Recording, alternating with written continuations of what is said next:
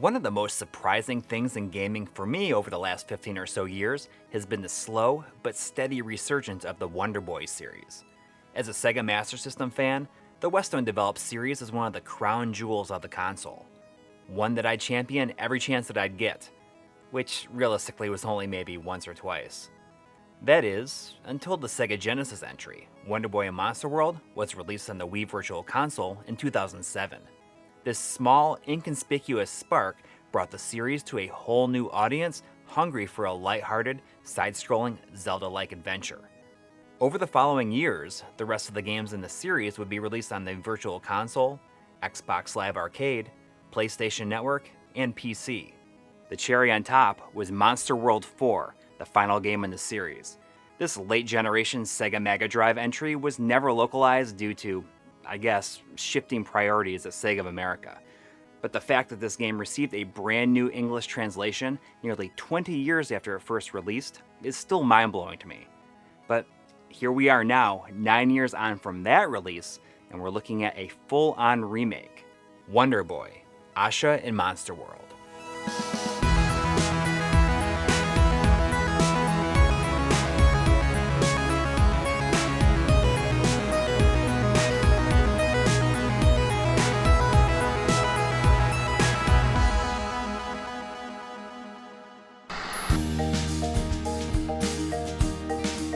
The history of the Wonder Boy series is one of the most famously convoluted stories in all of gaming. From ports, remakes, rebrandings, to unofficial sequels and reskins, this is one web that will not untangle easily. Wonder Boy, Asha in Monster World marks the return of series creator Ryuichi Nishizawa in the role of game director. An exciting prospect in theory, but the first reveal of the game drew harsh criticism from just about everyone. And if you ask me, it absolutely should have never been revealed in the state that it was. The negative reception might not have been nearly as intense if the bar hadn't been set so high in recent years.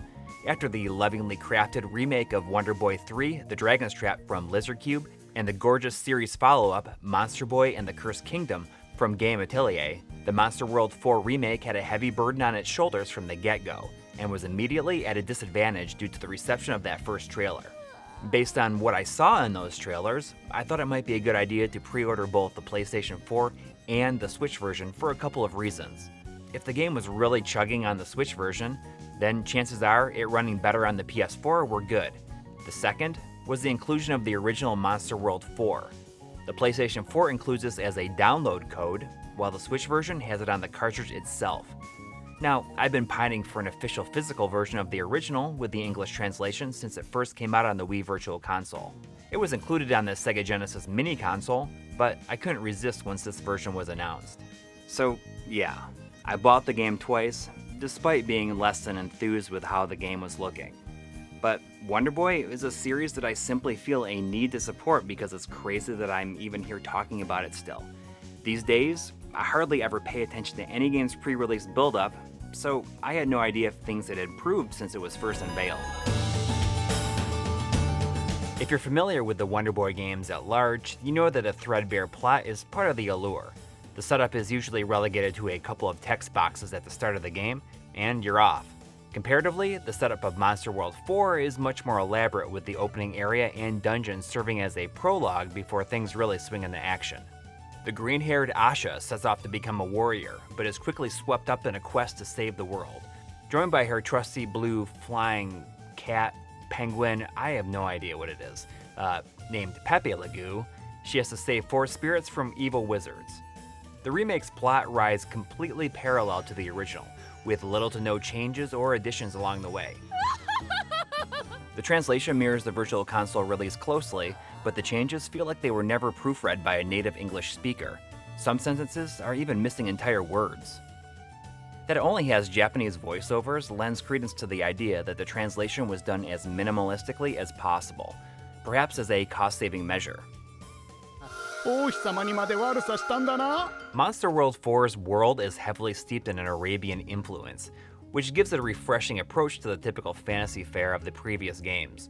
Although aesthetically simplistic, the graphics were pretty good on the Genesis. Translating this style to 3D isn't exactly as cut and dry as you might expect. as Asha in Monster World keeps the simplistic style, but it unfortunately just looks cheap. As you progress through the game, the evidence of time and budget constraints begin to mount. I think a pretty good approximation is the Sega Ages 2500 3D releases. Later dungeons feel just barren and empty.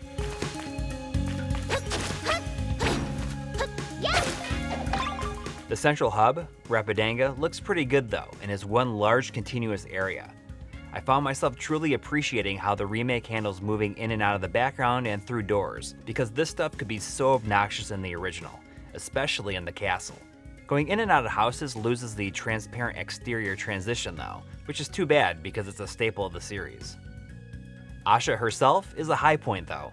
Her jump to a cel-shaded character model is a great evolution, with loads of personality that comes through in most of her animations. Her excitement at opening treasure chests is infectious, and it was really clear that whoever animated these had a lot of fun doing it. Other aspects don't quite make the jump to 3D as well, most egregiously her walking animation. I understand they wanted to mimic the animation of the original, but in 3D, she just looks like a Terminator pursuing her prey. It's very robotic. I can't help but feel that going fully 3D like this hurt the overall visuals, especially since the Dragon's Trap remake and Monster Boy are shining examples of what high-definition 2D art can achieve with this type of gameplay. In my dream scenario, they would have gone for a claymation aesthetic akin to the original's box art. How cool would that have been? So yeah, the graphics had been improved a little bit since the initial reveal, but what about the questionable frame rate? Well, to put it lightly, it's not uncommon for the Nintendo Switch version to struggle to achieve 30 frames per second consistently. Some places aren't that bad, like the dungeons, but again, there's not much going on there. Other scenes really chug at times. My hunch was that the PlayStation 4 would run significantly better in pretty much all regards, and it's definitely smoother. Although I did occasionally experience instances where it seemed like the whole game froze for about a half second or so. This didn't happen regularly, but it did happen about twice in the first hour.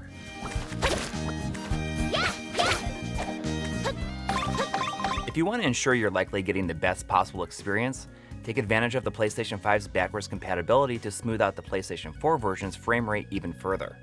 To be fair though, I haven't played all the way through the PlayStation 4 version on either console, because the Switch version arrived first. So I can't say for sure if this improved experience will hold up all the way through the game. I think it's safe to assume that it probably will.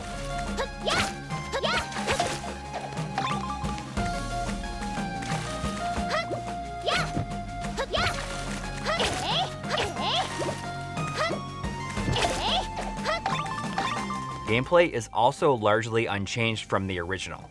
A majority of the puzzles and platforming revolve around Pepe Le Pew's talents, while Asha handles combat with her sword, shield, and the new magical hit attack. This extra move lets you unleash a super powerful sword slash. It's cool that they added this, but it's pretty superfluous.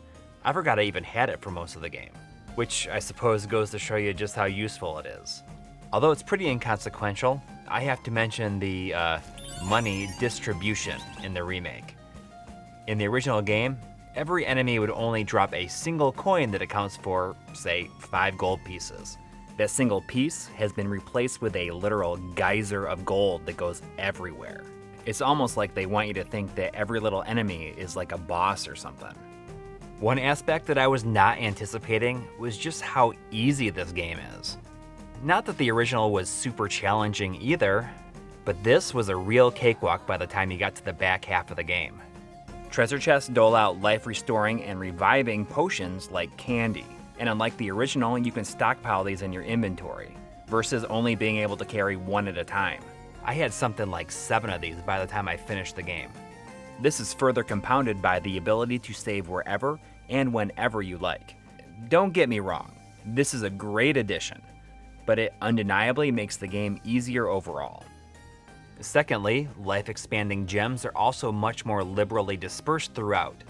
The game has a total of 200, but you only really need about 160 to achieve maximum blue hearts.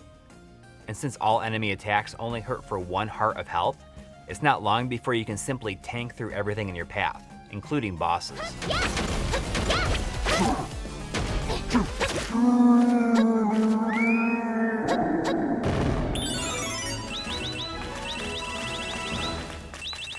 One of my favorite aspects of the original game was the soundtrack. Outside of the main town theme, there's an overarching melancholy to a lot of the music that really made it appealing to me. I also really liked how just about all of the pieces of music were variations on the main theme. With Jin Watanabe returning to handle musical duties on this remake, I was pretty excited to hear how it came out. What I got was very much in line with the rest of the game. Sure, there's no need to fix what's not broken, but the tracks here felt a little uninspired. Perhaps it would have been a better approach to have different composers take a stab at these songs.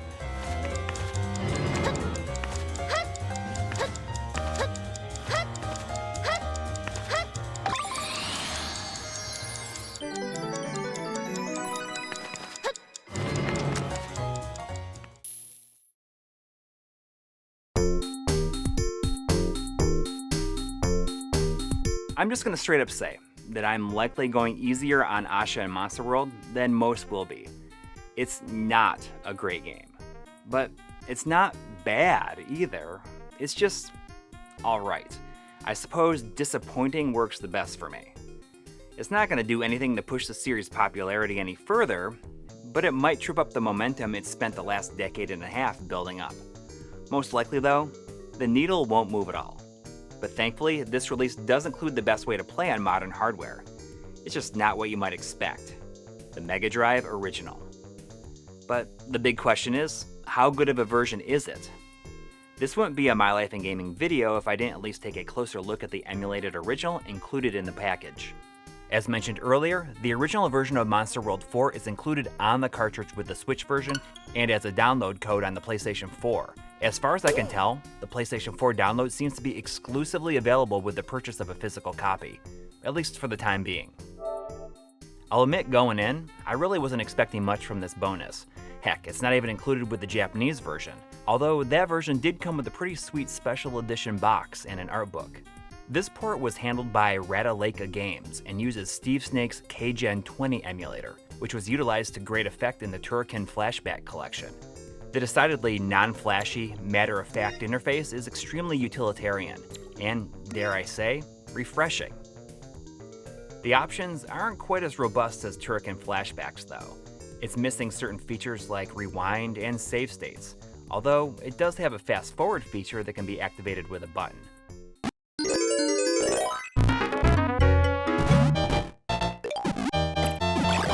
I'm not saying that a quick save suspend feature wouldn't have been welcome, but I don't feel that it's exactly ultra important for a game like Monster World 4 either.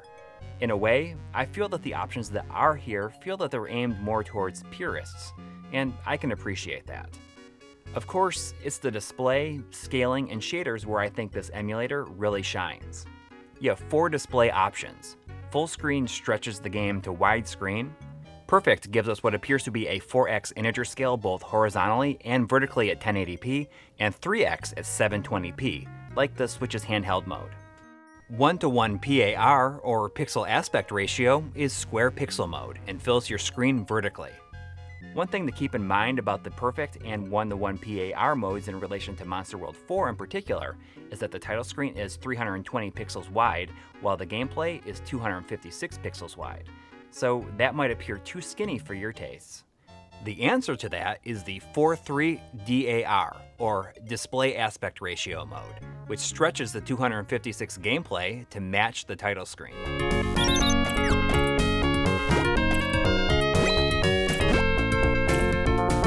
Of course, you can expect scrolling shimmer in this situation, but that's where the scaling modes come in.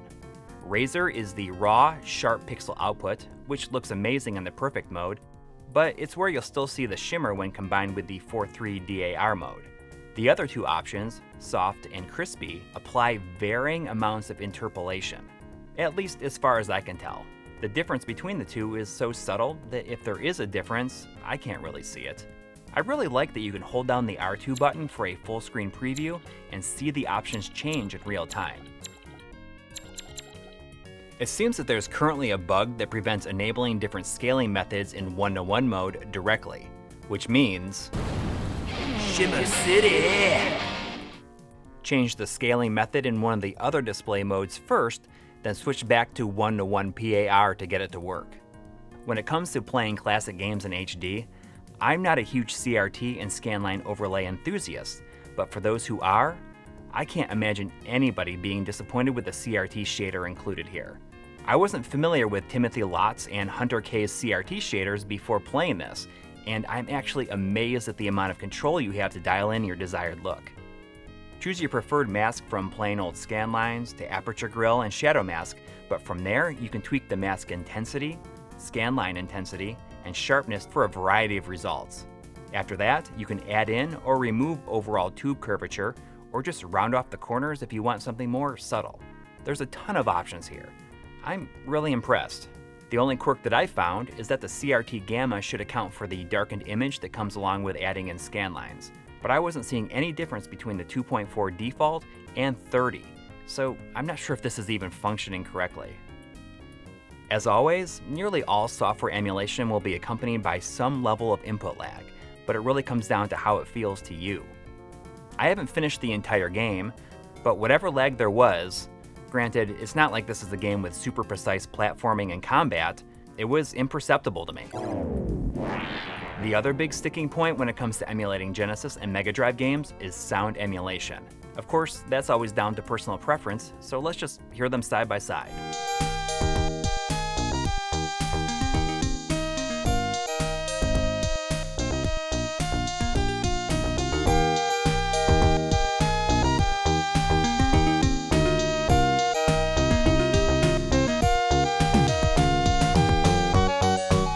As a Monster World fan, the fact that the original is represented so well in this package is a huge relief. At the very least, this could be considered a great consolation prize for those who were let down by the remake. Of course, maybe I'm just being optimistic. Quite simply, I think this is a serious missed opportunity by the powers that be to invest the time needed to make it as good as it deserved to be. They should have made it the best way to play this entry for people who are just getting interested in the Wonder Boy games. This was an opportunity to bridge the gap to Monster Boy, which, sure, isn't an officially titled entry in this series, but it had the blessing of Nishizawa to develop it as a true follow-up. It's Monster World 5, whether it says it in the title or not. I feel like most fans of the series will look at this and see only untapped potential. And that's the saddest part about Asha and Monster World. It'll be interesting to see what happens next, though. Should we look forward to Game Atelier's Monster Boy follow-up, which may even include Asha? Or will Nishizawa get another crack at this and deliver something truly special? Let's just hope that whatever follows is more memorable than this.